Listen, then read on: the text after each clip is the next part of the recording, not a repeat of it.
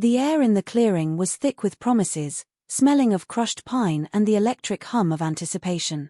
It was the night of the mating moon, a celestial event that pulsed with the oldest magic of the packs, and Ilara's heart beat a frantic, hopeful rhythm against her ribs. She stood among the other unmated wolves of the Blackwood Ridge pack, her hands clasped so tightly her knuckles were white stars in the gloom. Tonight, the moon would reveal what the soul already knew. Tonight, she would find her mate. Her gaze, like that of every other she-wolf, was fixed on one man. Ronan. The newly ascended alpha, whose power was a tangible force that settled over the clearing like a heavy cloak. He was carved from moonlight and shadow, his presence a magnetic pull that tugged at the very core of her being. For weeks, a strange current had passed between them, a stolen glance across the training yard, a brief, accidental brush of hands that had sent a shockwave through her system. She had dared to hope, a fragile, fluttering thing in the cage of her chest. She was not the strongest of their pack, nor the most beautiful. Her wolf was slender, more suited to speed than brute force, and her spirit was quieter than the boisterous confidence of the other females. But she had a resilience that ran deeper than muscle, a strength forged in the solitude of being overlooked. She believed, with the fierce, unshakable faith of the lonely, that a mate would see that. That her mate would see her. Ronan began to move. The pack fell silent, a collective held breath. He walked with the predatory grace of an alpha, his eyes scanning the crowd. They were the color of molten silver, and when they landed on her, the world fell away. The connection slammed into her with the force of a physical blow, a searing, golden cord that snapped into place between their souls, yanking her entire being toward him. A gasp escaped her lips. Him. It was him. A dizzying, overwhelming joy flooded her, so potent it threatened to bring her to her knees. The bond sang with recognition, a perfect, harmonious chord that resonated in every cell of her body. He was her other half, the missing piece of her soul's song. She took a tentative step forward, her eyes wide with wonder and a love that was as instantaneous as it was absolute. The pack parted for her, a murmur of surprise and envy rippling through their ranks. This was it. The moment her life truly began. She reached the center of the clearing, stopping a few feet from him, her gaze locked with his. She offered him a small, trembling smile, all the hope and adoration she felt laid bare for him to see. Ronan's expression did not soften. The silver in his eyes remained cold, hard, and terrifyingly remote. The golden cord of their new bond seemed to flicker, a sudden dissonance in its perfect harmony. He looked at her not as a cherished mate, but as an obstacle. An inconvenience. No, he said. The word was a shard of ice, cutting through the sacred silence of the clearing. It was quiet, but it echoed with the brutal finality of a death sentence. Ilara's smile faltered. Confusion clouded her joy. Ronan, she whispered, his name a prayer on her lips. He took a step closer, his height and power looming over her. He did not reach for her. He did not offer a single gesture of comfort or connection. I, Ronan, alpha of the Blackwood Ridge pack, he began, his voice ringing with formal authority, projecting to every listening ear, reject you, Ilara, as my mate. Pain, sharp and blinding, tore through her. It was a physical agony, a sensation of being ripped in two. The golden cord between them, so vibrant only a moment ago, frayed and snapped. The recoil was violent, throwing her backward as if struck. She stumbled, catching herself on trembling arms. A raw scream built in her throat, but she choked it down, shame and horror warring with the excruciating pain.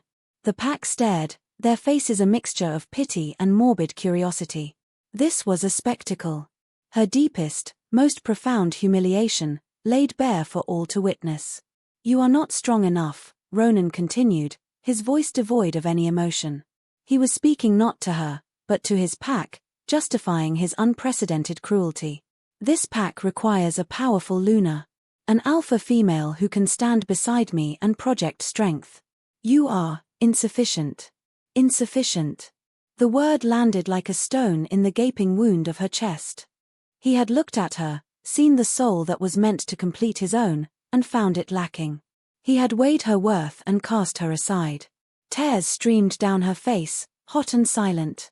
The pain in her soul was so immense it manifested physically, a fire consuming her from the inside out. The broken bond was a raw, bleeding severance, and with every beat of her heart, it bled more of her life force away. "Take her to the edge of the territory," Ronan commanded, turning his back on her as if she were no longer there. His dismissal was absolute. "Leave her. The weak do not have a place in Blackwood Ridge." Two of his guards, wolves she had known her entire life, seized her arms. Their touch was rough, impersonal. They began to drag her away from the light of the clearing, away from the life she had known, toward the darkness of the whispering woods. She didn't fight. The strength had already leached from her limbs. She looked back one last time, a silent plea in her eyes. Ronan was already addressing his pack, his voice strong and steady, as if he hadn't just shattered a soul. He did not look back. He had already forgotten her. The last thing she saw before the trees swallowed her was the cold, indifferent light of the mating moon, a celestial witness to her utter undoing.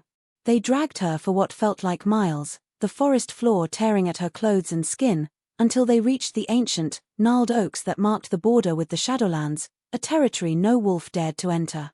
It was a place of myth and fear, ruled by creatures of the night. It was a place of death. They threw her to the ground, a discarded thing, and left without a word. Ilara curled into a ball, the pain a living entity inside her, clawing at her heart, her lungs, her mind. The forest grew cold, and the moon, once a symbol of hope, now seemed to mock her from above, its light a pale, sickly shroud. She was alone, rejected, and dying. And no one was coming for her. The forest floor was a bed of cold, damp earth and sharp-edged stones. Ilara lay where the guards had thrown her, the scent of her own blood a faint, coppery tang in the air from a gash on her arm where she'd been scraped against a rock. But that pain was a distant star compared to the supernova of agony erupting from the center of her being. The broken bond was a poison, seeping through her veins, chilling her blood, stealing the very breath from her lungs. Her wolf, the spirit that had been a warm, vibrant presence within her since birth, was whimpering, a faint, fading echo in the back of her mind. It was dying with her. Hours passed.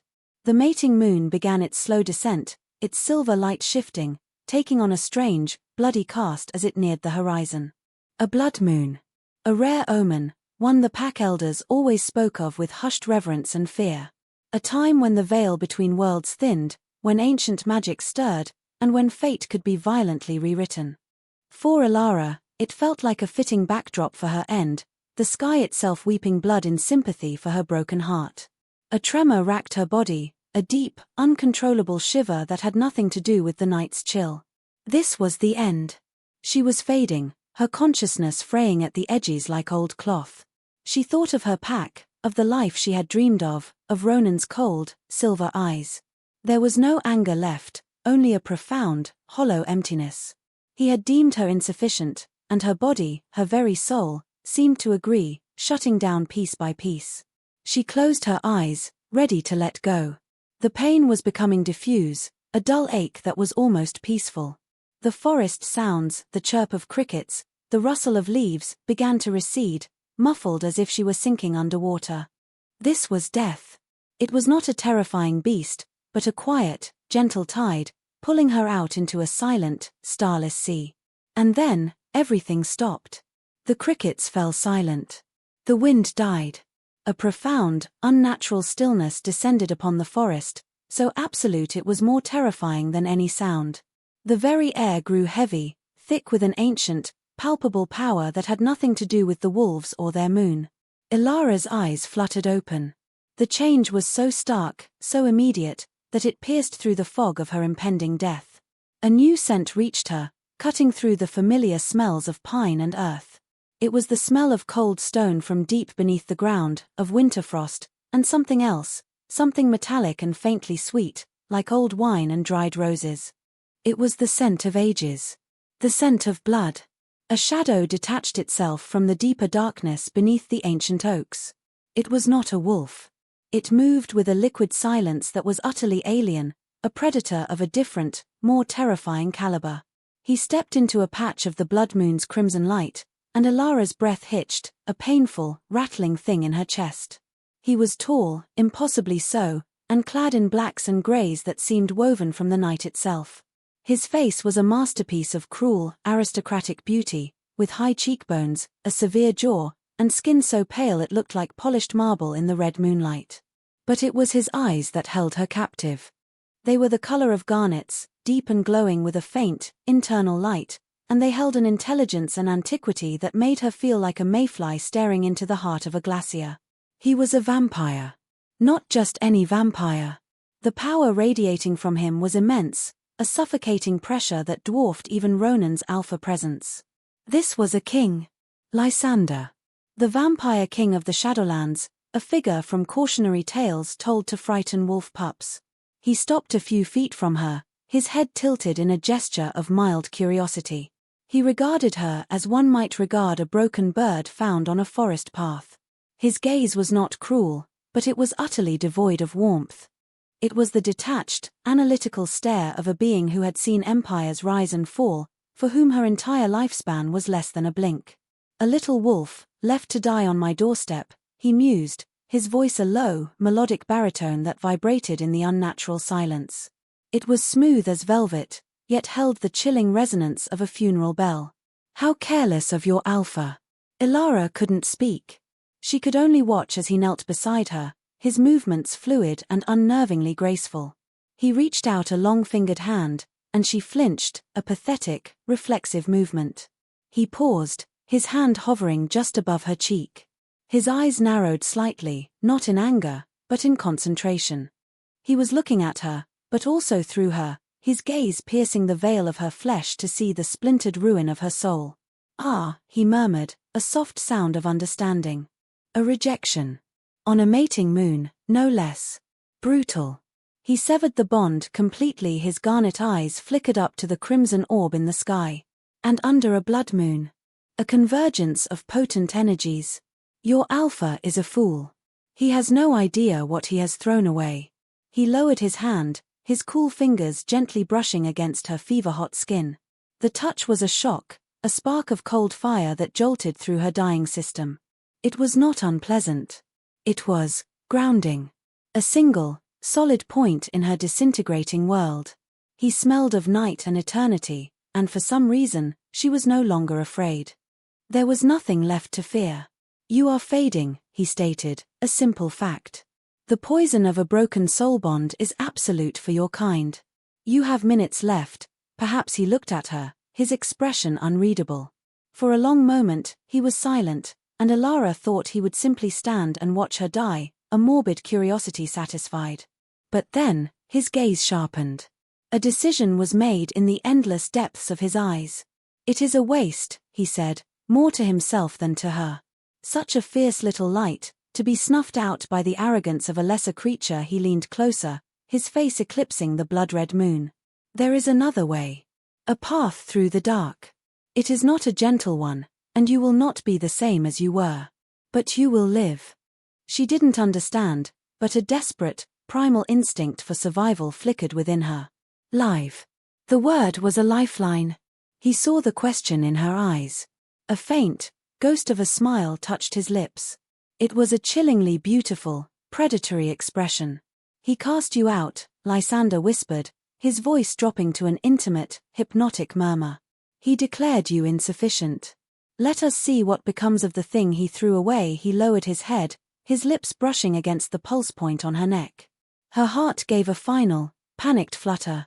Under the blood moon, old laws are suspended. New ones can be written. In blood his fangs, white and sharp as daggers, descended. He left you to die as his mate. So you will live as mine. The bite was not the tearing, savage attack she might have expected. It was a sharp, precise sting, a needle of ice and fire that plunged deep into her flesh. A gasp, half pain and half something else, escaped her. But it wasn't her blood he was taking. Instead, a new sensation flooded her, a powerful, alien energy pouring into her from him. It was cold, ancient, and tasted of moonlight and dark earth. His blood. He was feeding her his own immortal life force. The world around her dissolved into a vortex of crimson light and shadow. The agonizing pain of the broken bond was met by this new, overwhelming power. It was like dousing a fire with a tidal wave. The two forces clashed within her, a war for her very soul. She felt her heart stutter, stop, and then slam back into a new, stronger rhythm, driven by a power not its own. Her wolf, which had been a dying ember, roared back to life, not as it was, but changed, infused with the vampire's ancient magic.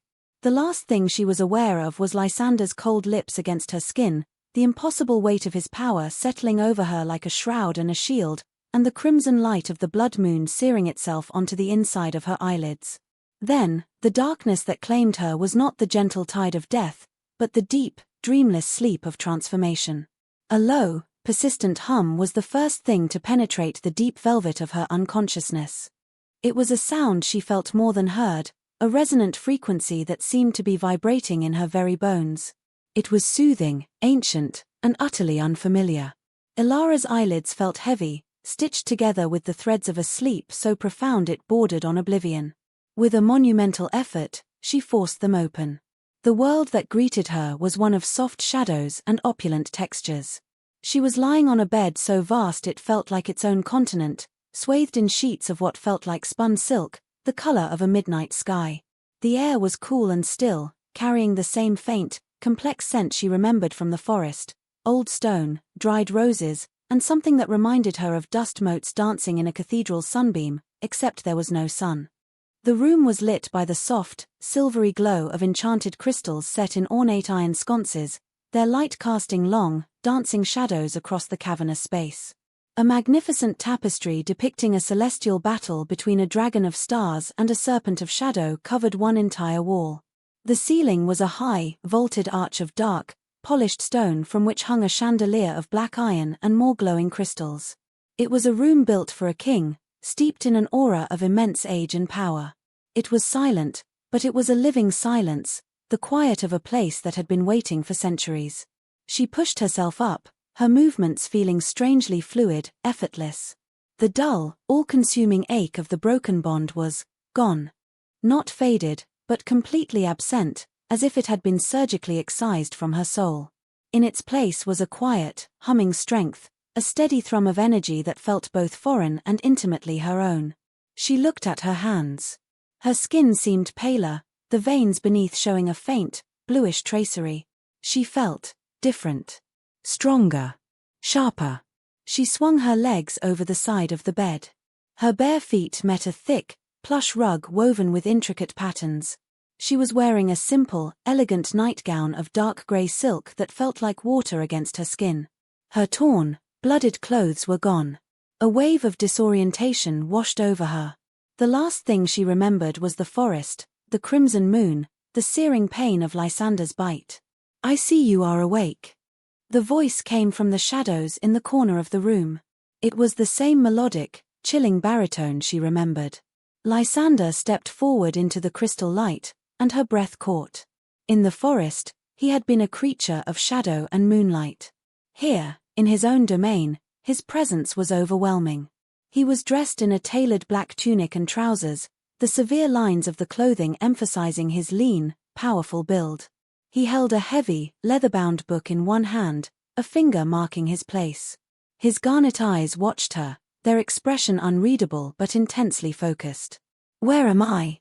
Ilara asked, her own voice sounding strange in the quiet room, clearer and with a new resonance.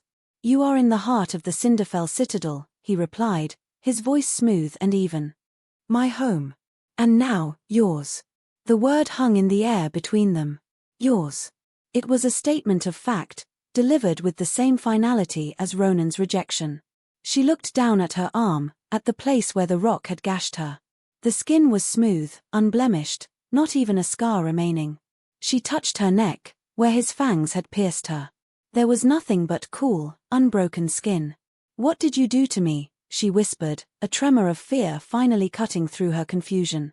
"I saved you," he corrected gently, closing his book with a soft thud. He set it aside on a dark wood table. "The rejection of a true mate is a fatal wound for your kind. The soul cannot bear the severing. I simply gave your soul something else to hold on to." He gestured vaguely toward his own chest. A new anchor, you might say. She felt it then, a faint, silvery thread of connection, almost imperceptible, that led from her to him. It was nothing like the blazing, golden cord she had shared with Ronan. This was a cool, quiet thing, like a strand of spider silk, but it was undeniably there. It hummed with the same ancient power she felt in her own bones. "You claimed me," she said, the words from the title of their storybook tales suddenly feeling terrifyingly real. A faint smile touched his lips. A simplistic term for a complex transaction. The blood moon provided the opportunity. Your proximity to death provided the necessity. I introduced a new element into your system, my blood, my life force. It burned away the poison of the rejection and rewrote the laws of your existence on a fundamental level. You are still a wolf, little one. Your heart still beats. But you are more. He moved closer, his silent grace unnerving. He stopped before her, close enough that she could feel the coolness radiating from his body. He was looking at her with that same intense, analytical curiosity. Your senses will be sharper. Your body, stronger. You will find that the sun is unpleasant. And you will feel a thirst your kind has never known. It will be manageable. I will teach you. The sheer weight of his words began to sink in. Her life, the one she had known, was over. Ronan had ended it, and Lysander had resurrected her into something new, something other. A hybrid. A creature that belonged to neither world. She was tied to this ancient, powerful being, this king of a rival species, by a bond of blood and magic she couldn't begin to comprehend. Why? The question was a raw whisper. Why would you do this for me? A stranger. A wolf. Lysander was silent for a long moment, his garnet eyes searching her face.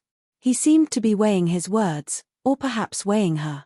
The world is filled with beautiful, fragile things, he said at last, his voice softer now, less the king and more the philosopher. Most are crushed without a thought. It is a rare and interesting thing to find one that refuses to break, even when it is shattered. I saw that in you, in the forest. A resilience that your alpha was too blind to recognize as the truest form of strength. He reached out, his finger tracing the line of her jaw, his touch as light and as cold as a snowflake. I am a collector of rare things, Ilara. And you are exceedingly rare. His eyes held hers, and for the first time, she saw something beyond ancient power and detached curiosity. She saw a flicker of something that might have been loneliness, a profound solitude that echoed her own. He had saved her, yes. But perhaps, in some way she couldn't yet understand, he believed she might also save him.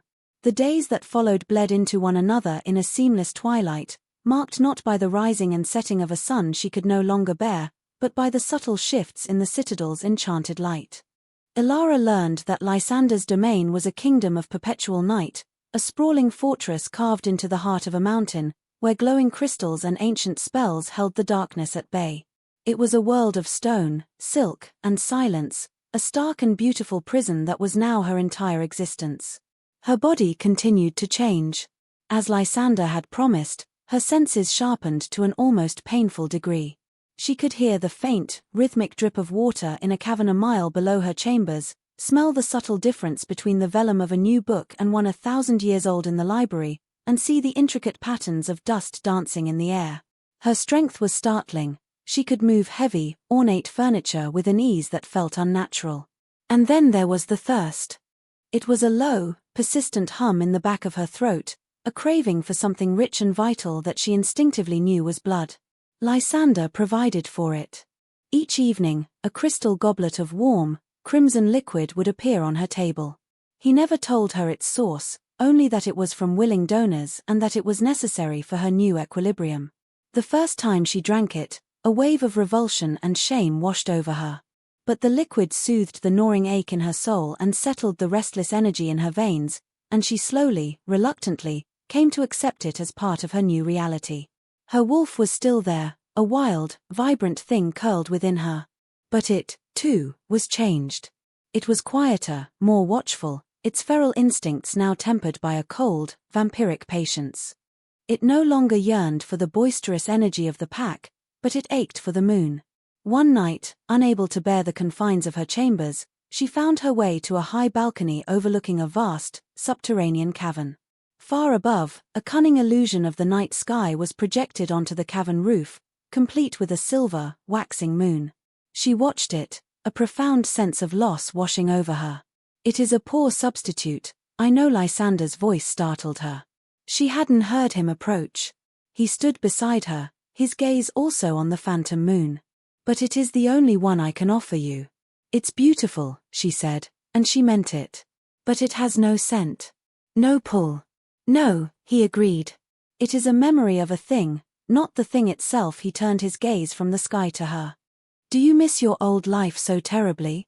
The question was gentle, without judgment. Ilara considered it.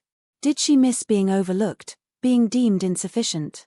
Did she miss the constant, low-level anxiety of trying to fit in where she never quite belonged? "I miss the wind," she said honestly. "And the feeling of running on four paws through a real forest.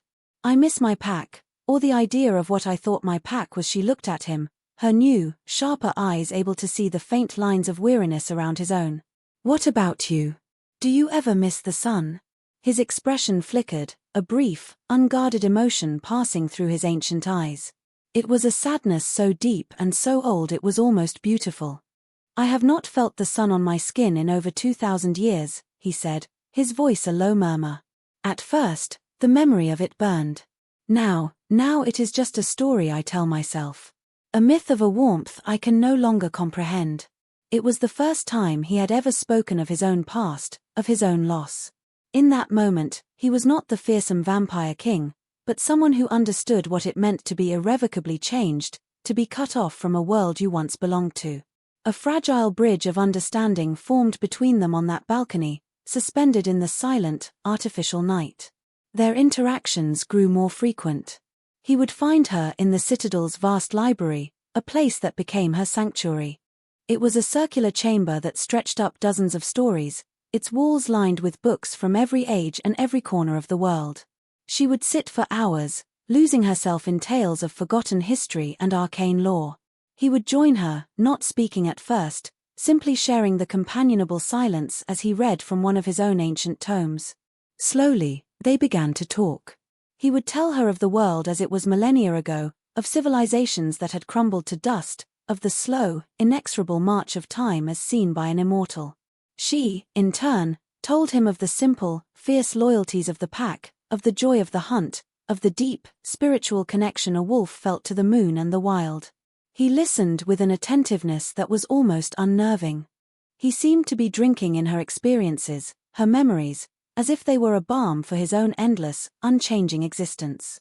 His court, a small, insular collection of ancient vampires, watched their king's growing fascination with the wolf changeling with a mixture of suspicion and awe. Serafina, his second-in-command, a vampire with eyes like chips of ice and a demeanor to match, was the most openly skeptical. "You risk much for this pet, my lord," she said to him one evening, her voice sharp and pointed, as Ilara passed by in the hall, just out of earshot. "She is not a pet, Serafina," Lysander replied, his voice dangerously quiet. "She is a guest. And my concern." "She is a wolf," Serafina countered. "An enemy. You saved her, a noble, if eccentric, impulse. But this continued attention, it is a distraction. The werewolf packs are stirring. The truce we have held for a century grows thin. Bringing one of them into our very heart is a provocation. The truce grows thin because of the arrogance of alphas like the one who cast her out," Lysander said, his garnet eyes flashing. "They have forgotten what true power looks like. Perhaps it is time we reminded them." His gaze drifted in the direction Ilara had gone. "She is not a provocation. She is a message. That what they discard, we can make stronger. That their definitions of strength and weakness are insufficient." He had used Ronan's own word. The echo of it sent a strange thrill through Ilara, who had paused just around the corner, her enhanced hearing picking up every word. She was not a pet. She was not a prisoner. She was a message. And for the first time since she had woken in this stone fortress, she felt a flicker of purpose, a sense of belonging not to the pack that had abandoned her, but to this strange new life, and to the lonely, ancient king who had given it to her. The library became their neutral ground, a silent kingdom of paper and ink where the vast differences between them seemed to shrink. Ilara discovered a hunger for knowledge that she never knew she possessed, a thirst that was almost as potent as the one for blood. She devoured books on history, on magic, on the secret genealogies of the ancient vampire houses. It was a way of understanding the world she now inhabited, a way of arming herself with something other than teeth and claws. Lysander seemed to approve. He would often watch her from the upper galleries, a dark, still figure amidst the spiraling shelves, his presence a quiet weight she was becoming accustomed to. Sometimes he would descend and bring her a specific book, one he thought she would find interesting. "This one details the history of the blood moons," he said one evening, placing a heavy tome bound in dark red leather on the table before her. Its pages were brittle, the script elegant and faded. "They are not merely astrological events. They are moments when the fabric of reality thins, when great changes can be wrought, when souls are malleable." His gaze was significant. He was speaking of her transformation, of the night he had found her. He was giving her the tools to understand what had been done to her. She traced the gilded lettering on the cover with a hesitant finger. "Does it say what I am?" "It would not," he replied, his voice soft. "Because what you are has not existed before. We are in uncharted territory, you and I." That phrase, "you and I," resonated in the space between them. It was a coupling, an admission of a shared fate. She looked up at him, at his eternally calm, pale face, and saw the flicker of intellectual curiosity in his eyes. He was as fascinated by their connection as she was terrified of it. He was studying her, and in doing so, he was allowing himself to be studied. One evening, she found him in a section of the library devoted to cartography, his long fingers tracing the faded coastlines on an ancient, hand-drawn map of the world. "I have walked these lands when these borders were nothing but rivers and mountains," he said, without looking up. He seemed to know she was there. "I watched them build the city of Rome. I drank wine with philosophers in Athens. I saw the great library of Alexandria before it burned." A profound sense of awe washed over her. He spoke of these world-altering events with the casual familiarity of someone discussing last week's weather. "You've seen so much," she whispered. "Doesn't it get heavy? All those memories." He finally looked at her, and the weight of his 2,000 years was there in his garnet eyes. "Memory is the curse and the blessing of my kind. We are living histories. But history is a lonely subject when there is no one left who remembers it with you." He looked back at the map. "Everyone I have ever known, every human friend, every vampire fledgling I mentored, they are dust. I am an island of memory in an ocean of forgetting." His vulnerability was a rare and precious thing, a crack in the marble facade of the immortal king. She felt a sudden, fierce urge to offer him some comfort, to bridge the chasm of his loneliness. "Tell me something you remember," she said, her voice quiet but firm. "Something good." He seemed surprised by the request. He was silent for a long time, his gaze distant.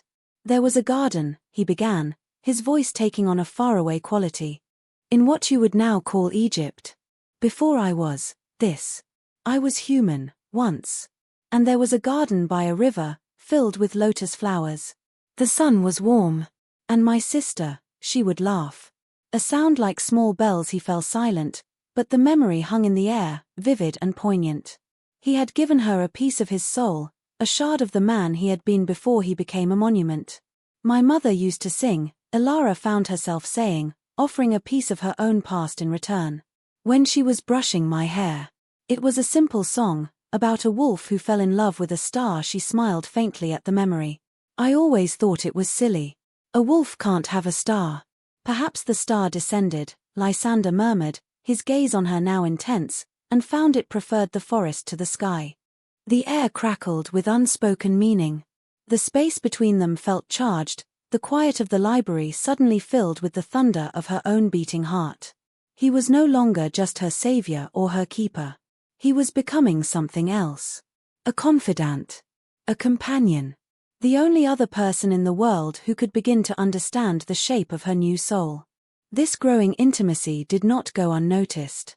Serafina watched them with cold, disapproving eyes. She saw the way the king's gaze would soften when he looked at the wolf girl, the way he sought out her company. To Seraphina, who had served Lysander for centuries, this was a dangerous aberration. "The packs are demanding an audience," she informed Lysander one night, her tone clipped. She stood before his throne in the great hall, a cavernous chamber of black basalt and silver inlay. Ilara was present, standing near the dais, no longer hiding in the library but taking a tentative place at his side. "Which packs?" Lysander asked, his voice deceptively mild. "All of them. Led by the Blackwood Ridge. Their alpha, Ronan, speaks of a desecration. A violation of the truce. He claims you have stolen something of his." Seraphina's icy gaze flickered to Ilara. "He is demanding her return." A cold fury, sharp and protective, surged through Ilara. His. She had never been his. He had made that brutally clear. She was a thing he had thrown away, and now his pride was stung that someone else had picked it up. Lysander's expression remained placid, but a dangerous stillness settled over him. The temperature in the great hall seemed to drop several degrees. "Ronan is a child throwing a tantrum because another has found a use for his discarded toy," he said, his voice like the scrape of steel on stone. "He has no claim. He forfeited it." "He is rallying the other alphas," Seraphina pressed. "They see a wolf in a vampire court and they smell a threat. Or a slave. Either way, it weakens your position. They say you have broken the ancient laws." "I have broken nothing," Lysander stated, rising from his throne. He was a pillar of shadow and power. "I found a dying creature on my land and offered her sanctuary. The terms of that sanctuary are my own." He turned his head and his eyes met Ilara's. He wasn't asking for her permission, but he was including her in the decision. He was showing his court, and Seraphina, that her voice mattered. "Tell Alpha Ronan I will grant him his audience. At the border, on the next full moon. Let him make his claim in the open." He looked back at Seraphina, his eyes glowing with a cold, red light. "And he will see for himself that what he threw away is not something he could ever hope to reclaim." The dismissal was clear. The king had made his decision, and the lines were now drawn. Ilara felt a tremor of fear, but beneath it, a current of fierce, defiant strength. Ronan was coming for her. But this time, she would not be the broken, weeping girl in the dirt. This time, she would be standing beside a king. The news that Ronan and the allied alphas were seeking a formal confrontation spread through the Cinderfell citadel like a cold draft. The ancient vampires of Lysander's court grew even more reserved, their silent watchfulness a constant pressure on Ilara. They saw her as the catalyst for a war that had been brewing for a century, a conflict that could shatter the fragile peace between their kinds. Some looked at her with resentment, others with a detached, morbid curiosity, as if she were a fascinating but deadly specimen under glass. Only Lysander treated her as he always had, with a quiet, unwavering regard that was both a shield and a source of immense pressure. She had to prove him right. She had to be worthy of the faith he had placed in her. In the week leading up to the full moon, her training intensified. Lysander took it upon himself to teach her control over her new abilities. They met in a vast, echoing training cavern deep beneath the citadel, its floor polished to a mirror sheen. "Your wolf and my blood are at war within you," he explained, circling her slowly. "The wolf is instinct, fire, passion. My blood is patience, stillness, shadow. If you allow one to dominate the other, you will be unbalanced. You must find the point of equilibrium." He taught her how to move with vampiric silence, to blend with the shadows until she was nearly invisible. He honed her senses, teaching her to isolate a single sound from a cacophony, a single scent from 1,000 others. It was grueling. Her wolf instinct screamed at her to run, to fight, to tear, while the vampire part of her urged cold, calculated stillness. The conflict left her exhausted and frustrated. During one session, after she had failed for the 10th time to anticipate an attack, she let out a cry of pure frustration, sinking to her knees on the cold stone. "I can't do this. I am neither one thing nor the other." Lysander stopped before her. He did not offer a hand, but knelt to meet her gaze. "That is not your weakness, Ilara. It is your strength. You are not a wolf. You are not a vampire. You are the bridge between.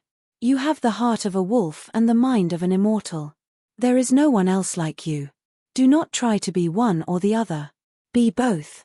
His words, his belief in her, were a balm to her frayed nerves. She looked at him, at his ancient, patient eyes, and saw not a teacher, but a partner. He was not forging her into a weapon for his own use, he was helping her discover the weapon she already was. She took a deep breath, centered herself, and rose to her feet. Again, she said. As the night of the full moon approached, a strange thing began to happen. The faint, silvery thread that connected them started to strengthen, to pulse with a quiet energy. It was no longer just an anchor, it was becoming a conduit.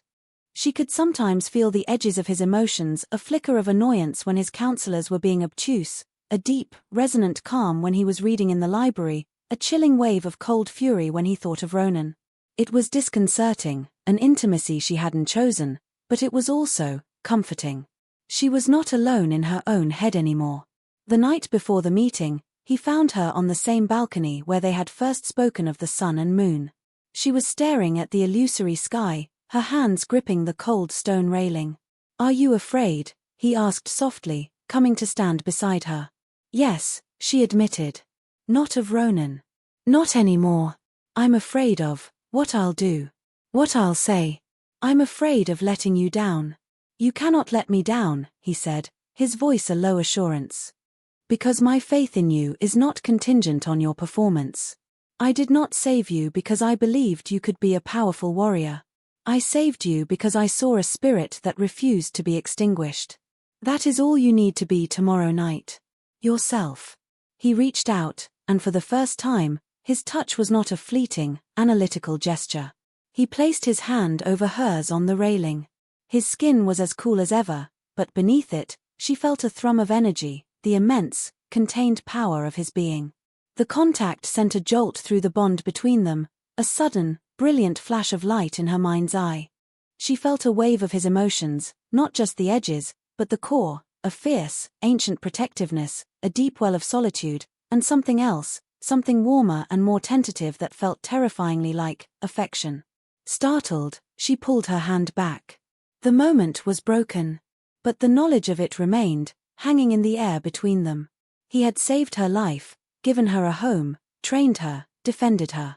But his reasons were becoming more complicated than the mere acquisition of a rare thing. He was invested in her, not as an asset, but as a person. And that, she realized, was far more dangerous for both of them. "Ronan will try to use the language of your people," Lysander said, his voice regaining its usual composure, though his eyes remained fixed on her. "He will speak of mates, of pack law, of destiny. These are words designed to cage you, to put you back in the box he assigned for you. Do not let him define the terms of the debate." "What terms should I use?" she asked. "Your own," he replied simply. "You are not his mate. You are not my subject. You are Ilara." Let him see the person he was too arrogant to notice. His confidence in her was a shield. She straightened her shoulders, the fear in her heart receding, replaced by a cold, sharp resolve. Ronan was coming to reclaim a broken, pathetic creature he had left for dead. He was about to be very, very surprised. The girl he had rejected was gone. In her place stood something he could not possibly comprehend, something he had inadvertently helped create. And she was ready to face him. The border was a place of old grudges and restless ghosts. Ancient, moss-covered oaks stood as silent sentinels, their branches' skeletal fingers clawing at the full moon's pristine light. The air was heavy, pregnant with the tension of two ancient powers about to collide. On one side of the invisible line stood the werewolves, a bristling phalanx of raw, kinetic energy. They were a mass of muscle and fur in their shifted forms, their growls a low, continuous rumble that vibrated through the soles of Ilara's boots. At their head, in his human form, stood Ronan. He looked even larger and more formidable than she remembered, the Alpha's power a visible aura around him. His silver eyes scanned the shadows on the other side of the border, filled with arrogance and impatience. From those shadows, they emerged. Lysander moved with the unhurried grace of a being who had commanded armies before Ronan's ancestors had learned to walk upright. He was flanked by a dozen of his court, including Serafina, all of them utterly still and silent, their pale faces like emotionless masks in the moonlight. They were a study in contained, lethal power, a stark contrast to the wolves' boisterous aggression. Ilara walked at Lysander's side. She wore simple, dark clothing that allowed for ease of movement, but she held her head high, her posture radiating a calm confidence she didn't entirely feel. The moment Ronan's eyes fell on her, his jaw tightened. A flicker of surprise, quickly masked, crossed his face. This was not the broken, weeping girl he had discarded. Lysander, Ronan's voice boomed, foregoing any pretense of diplomacy. You have overstepped. You have broken the truce by taking what is mine. Lysander came to a stop just on his side of the border, his expression one of faint, aristocratic boredom. Alpha Ronan. Your definition of yours seems to be rather flexible. As I recall, you publicly and formally cast her out. Your laws are quite clear on the matter. A rejected mate belongs to no 1 inch. She is of the pack, another alpha snarled, a huge, grizzled wolf with a scarred muzzle. She is a wolf. Her place is with her own kind, not as a plaything for a blood drinker. A murmur of agreement ran through the assembled wolves. Ilara felt a pang of her old loneliness. Her own kind. They had never truly felt like her own kind, and now they were claiming her only because their collective pride had been wounded. My reasons for offering her sanctuary are my own, Lysander said, his voice cutting through the growls, cold and sharp. But since you have gathered this dramatic assembly, let us dispense with the fiction that you are here out of concern for her welfare. You are here because your pride is stung. You threw away something you deemed worthless, and are insulted that I found value in it. Ronan's eyes narrowed, a muscle twitching in his jaw. He took a step forward, his hand clenching into a fist. Value? You have enslaved her. Bewitched her. Look at her, she is pale, a shadow of what she was. Release her to me. I will have the pack healers undo whatever dark magic you have worked on her. He finally addressed Ilara directly, though his words were pitched for everyone to hear. His tone was condescending, as if speaking to a willful child. Ilara. This has gone on long enough. It is time to come home. Home. The word was a bitter irony. He was offering her a return to a place that had never been a home, to a pack that had watched in silence as he destroyed her. All her fear, all her uncertainty, coalesced into a single, sharp point of cold, clear anger. This was the moment Lysander had prepared her for. The moment to use her own terms. She took a step forward, moving just ahead of Lysander. The wolves quieted, their attention focusing on her. She met Ronan's gaze, and for the first time, she did not flinch. She saw him not as the mate who had shattered her soul, but as a man, an arrogant, insecure man, terrified of anyone seeing past his carefully constructed image of strength. You speak of home, she began, her voice steady and clear, carrying easily in the tense silence. It was her new voice, resonating with a subtle power that made even the largest wolves shift uneasily. The home I remember is a place where I was judged insufficient and sentenced to death for the crime of being your mate. You speak of undoing his magic. The only thing he undid was the death sentence you passed on me. A wave of shock rippled through the wolves. Ronan's face darkened with fury. He has twisted your mind. No, Ilara said, taking another step, her feet now touching the very edge of the border. He opened my eyes. You talk about strength, Ronan. You preach it to your pack. But you are blind to what it truly is. You think it is about muscle and dominance and how loudly you can roar. She shook her head, a small, sad gesture. True strength is resilience. It's the will to survive when everything has been taken from you. It's the courage to build a new life from the ashes of the old one. It is a strength you know nothing about. You didn't see it in me because you don't possess it yourself. Every word was a perfectly aimed blow, striking not at his body, but at his pride, his authority, his very identity as Alpha. He was speechless, his face a mask of rage. I am not yours to reclaim, she continued, her voice rising with a power she had never known she had. I was never yours. The moon made a mistake, but I will not live with it. I reject you, Ronan of Blackwood Ridge. I sever any claim you believe you have. I am not your mate. I am not your packmate. I am nothing to you. She poured all the pain of her past, all the strength of her present, into that declaration. The air crackled. Though the physical bond was long broken, her words carried the undeniable spiritual authority of a soul claiming its own sovereignty. Ronan finally found his voice, a furious, guttural roar. "You dare!" He lunged forward, his body beginning to shift, claws elongating, his face contorting with the rage of his wolf. He never crossed the border. Before he could take a second step, Lysander was there. He hadn't appeared to move, he was simply present, a wall of absolute stillness between Alara and Ronan. He raised a single hand, palm out. He did not touch the enraged alpha. He didn't need to. The air around Ronan grew thick, heavy, compressing him with an invisible force. He stumbled to a halt, choking, his half-shifted body trembling with effort against a power he could not fight. "She said no," Lysander said, his voice soft, almost conversational, yet it carried more menace than any wolf's roar. His garnet eyes glowed with a terrifying, ancient light. "You werewolves pride yourselves on your strength. Let me give you a lesson. True power does not need to roar. It does not need to posture. It simply is." He tilted his head.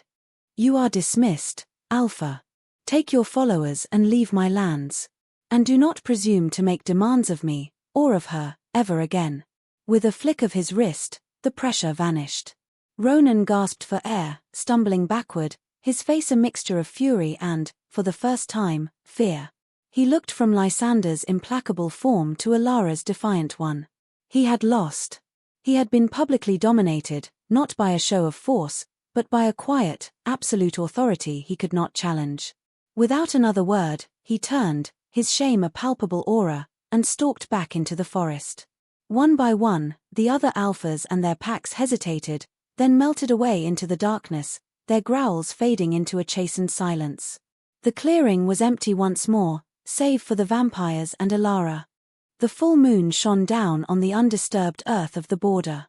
She stood, her body trembling with the adrenaline of the confrontation. She had done it. She had faced her past and had not broken. Lysander turned to her. The terrifying power in his eyes receded, replaced by something warm and profoundly proud. He didn't speak. He simply reached out and gently brushed a stray strand of hair from her face. The simple, tender gesture spoke more than any words could. In the heart of the forest, on the border between two worlds, Alara was finally, truly free. And she had a feeling she was finally, truly home. The journey back to the citadel was conducted in a profound silence. The tension of the confrontation slowly seeped away, leaving behind a strange sense of calm clarity, like the quiet air after a violent storm. Alara walked beside Lysander, keenly aware of the space between them, a space that now felt charged with everything that had been said and, more importantly, everything that had not. She had stood on her own, faced her demon, and won. But she had not done it alone. His presence at her back had been an unshakable foundation, giving her the courage to find her own voice. Back within the silent stone walls of his domain, he led her not to her chambers, but to his own private study, a place she had never been before. It was a room of dark wood, worn leather, and the scent of old paper and melting wax. A single, vast window of enchanted crystal looked out not on the illusory sky, but on a breathtaking, real-time view of the star-dusted cosmos, the nebulae and distant galaxies swirling in a silent, cosmic ballet. It was the heart of his solitude, the place where the 2,000-year-old king could simply be. He poured 2 glasses of a dark, ruby-red liquid wine, not blood, and handed one to her. She took it, her fingers brushing his. The contact was electric, a sudden amplification of the bond between them. She could feel his pride in her, a warm, steady current, but beneath it, she felt the deep, resonant hum of his own loneliness, a feeling that was so familiar it felt like an echo of her own. "You were magnificent," he said, his voice a low murmur as he turned to look at the starfield. "You didn't need to step in," she said, though she was grateful he had. "I could have handled him." "I have no doubt of that," he replied, a faint smile touching his lips. He turned to face her, his garnet eyes searching her face in the soft, starlight glow. "But his actions were an insult not only to you, but to me. He questioned my judgment. He threatened someone under my protection. That could not go unanswered." Someone under my protection. The words were a warm cloak around her. She had spent her entire life feeling unprotected, overlooked. To be so fiercely, so absolutely, defended was a dizzying sensation. Why, she asked again, the same question she had asked when she first awoke in his castle, but this time it had a different weight, a different meaning. It was not why did you save me, but why do you care for me? He was silent for a long moment, swirling the wine in his glass. The starlight caught the deep red of the liquid, making it look like a captured galaxy. When you have lived as long as I have, he began, his voice introspective, you see the same patterns repeat themselves. Arrogance, greed, the hunger for power. Mortals and immortals, they are all trapped in the same cycles. It is tiresome. He looked at her, and his gaze was raw with a vulnerability she had only glimpsed before. When I found you in that forest, I saw the result of that same old, tedious pattern. The strong discarding the weak for their own ambition. But I also saw something I had not seen in centuries. I saw a spirit that was not broken by the pattern, but was instead being tempered by it, like steel in a fire. You were in agony, on the brink of death, yet your soul was incandescent. He took a step closer, setting his glass aside. I told you I was a collector of rare things. That was the truth, but an incomplete one. I was lonely, Elara. I have been lonely for longer than your entire species has existed. I am surrounded by subjects, by servants, by allies. But I have not had a companion. An equal. Someone who was not blinded by my power or my age, who could see the being behind the crown. He gently took her glass from her hand and set it aside as well. He took her hands in his, their coolness a stark contrast to the sudden heat that flooded her skin. I did not know what you would become. I only knew that I could not bear to let a light that bright be extinguished. And in saving you, in watching you grow into this incredible, new existence, he trailed off, his thumb stroking the back of her hand. I found that my world, which has been shades of grey for so long, suddenly had colour in it again. You are not a rare thing in my collection, Elara. You are the heart that my house has not had for 1,000 years. Her own heart was hammering against her ribs, a wild, frantic rhythm. The confession, so long in coming, was more overwhelming than any display of power. He, the ancient king, the immortal predator, was laying his solitary soul bare before her. And she found that her own soul, the one he had saved and anchored, was reaching for his. The connection between them, the silvery thread, flared into a brilliant, warm light, no longer a bond of necessity but a bond of choice, of deep and profound affection. He saw the answer in her eyes. He saw the fear and the hope and the dawning realization that the love she thought she had felt for Ronan was a pale, childish shadow compared to the deep, resonant connection she felt with this ancient, lonely man. He lifted a hand, his cool fingers tracing her cheek, his touch exquisitely gentle. He said a wolf could not have a star, he murmured, echoing her own words from the library. But what if the wolf was always meant to fly? He leaned in, and the kiss was not the savage, possessive act she might have once feared from a vampire king. It was a question, a prayer, a moment of sublime tenderness. His lips were cool, but the emotion behind them was a fire that warmed her to the core. It was a kiss of equals, a sealing of a bond that transcended species, transcended life and death. In that moment, she was not a wolf or a vampire, and he was not a king. They were simply two solitary souls who had, against all odds, found their other half in the dark. As he held her there, with the light of 1 billion distant stars as their witness, Elara knew she had not been left to die. She had been set free. Free to find a love far greater, and a destiny far grander, than she had ever dared to dream. Their new life took on a quiet, steady rhythm. The Cinderfell citadel, once a beautiful and intimidating prison, transformed into a home. The echoing stone halls no longer felt empty, but filled with the promise of shared silence. Elara found her place not just as a resident, but as a part of its heart. The other vampires, led by a grudgingly respectful Seraphina, began to see her not as the king's pet project, but as his chosen consort, a new and unprecedented power within their court. They came to her with problems, with disputes, her unique perspective as a former wolf offering insights their ancient, rigid society lacked. She was a bridge, just as Lysander had said, and she began to cautiously, carefully, build it. She and Lysander spent their nights together, not always in passion, but in a deep and abiding companionship. They would read for hours in the library, her head resting on his shoulder, the pages of their respective books turning in a comfortable, synchronous rhythm.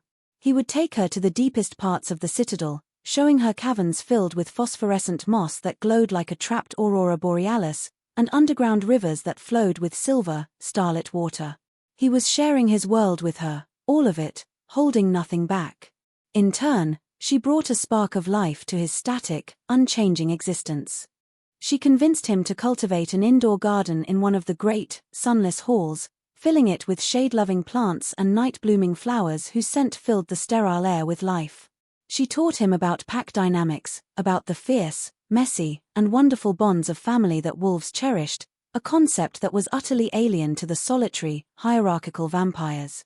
He listened, fascinated, as if she were describing a newly discovered continent. One night, she led him to the training cavern. "You taught me to be still," she said. "Now, let me teach you to run." A flicker of amusement crossed his face. "I am quite capable of moving quickly. Not like a wolf," she insisted. With a thrill of freedom she hadn't felt in months, she let her other self rise, the shift smooth and painless now, her bones flowing into a new shape. She stood before him as a large, sleek wolf, her fur the color of twilight, her eyes retaining their human intelligence. She nudged his hand with her nose, then turned and bounded across the cavern, her paws silent on the stone. After a moment's hesitation, he followed. He did not run, but flowed, a shadow keeping pace with her effortlessly. They moved together, a dance of predator and predator, of night and wildness. For the first time, Ilara felt her two halves, wolf and vampire touched, moving in perfect harmony. She was not a monster, not a hybrid, but something new and whole. The joy of it was a pure, bright thing, and she threw her head back and let out a howl. It was not the lonely, mournful sound of a lost wolf, but a triumphant, ringing cry that echoed off the ancient stones. And in the silence that followed, she saw Lysander watching her, his face filled with a tender, wondering adoration that made her wolf heart sing. Their bond deepened into something more profound than either of them could have anticipated. It was a quiet telepathy, a sharing of thoughts and emotions that required no words. She would feel his weariness after a long night of governance, and he would feel her pangs of longing for a sky she could no longer see. Their love was not a fiery, dramatic thing, but a slow, deep-growing tree, its roots anchoring them both in the rich soil of their shared solitude. The world outside the citadel continued to turn. Ronan, humiliated and weakened by his public defeat, lost the respect of the other alphas. His pack, seeing his obsession and his failure, began to fracture. The old order of the wolf packs was destabilizing, and in its place, a vacuum of power was forming. Delegations from other, more progressive packs began to arrive at the border, not with challenges, but with cautious offers of dialogue. They had heard the story of the rejected wolf who had been given a new life, who now stood beside the vampire king, and they were curious. They saw not a threat, but a possibility. Ilara, with Lysander's counsel, met with them. She spoke to them not as a vampire's consort, but as one who understood both worlds. She spoke of a future where strength was not measured by dominance, but by cooperation. A future where the ancient enmity between their kinds could be replaced by a mutual respect. It was a slow, arduous process, filled with suspicion and setbacks, but it was a start. Years passed, flowing like the subterranean rivers beneath the citadel. To Lysander, it was the blink of an eye. To Ilara, it was a lifetime. Her aging had slowed to an almost imperceptible crawl, her body sustained by his blood and their bond. She would outlive everyone she had ever known from her old life, but she would not be alone. One evening, decades after she had first arrived, she stood with Lysander on the balcony, watching the illusory constellations will overhead. The citadel was quiet, a peaceful, thriving kingdom. The truce with the wolves had evolved into a cautious, but stable, alliance, brokered largely through her efforts. She was no longer Ilara of Blackwood Ridge, or Ilara the king's companion. She was a leader in her own right, a queen of the twilight world she had built with him. She leaned her head against his shoulder, her hand finding his. His skin was still cool, his presence still a well of ancient calm, but he was no longer the lonely king she had met in the forest. His solitude had been filled. "Do you remember what you said to me, that first night in the library?" she asked, her voice a soft murmur. "You said we were in uncharted territory." "I remember," he said, his arm wrapping around her. "I think we've drawn a new map," she said, looking out at the artificial stars. He followed her gaze. A better one. He had saved her from a death sentence, and she had saved him from an eternal life of loneliness. The mating moon had made a mistake, but the blood moon, in its violent, crimson wisdom, had corrected it. A wolf had not fallen in love with a star. A wolf and a star had found each other in the darkness and created their own new sky, one filled with a light all their own. And under that sky, they had an eternity to explore it together.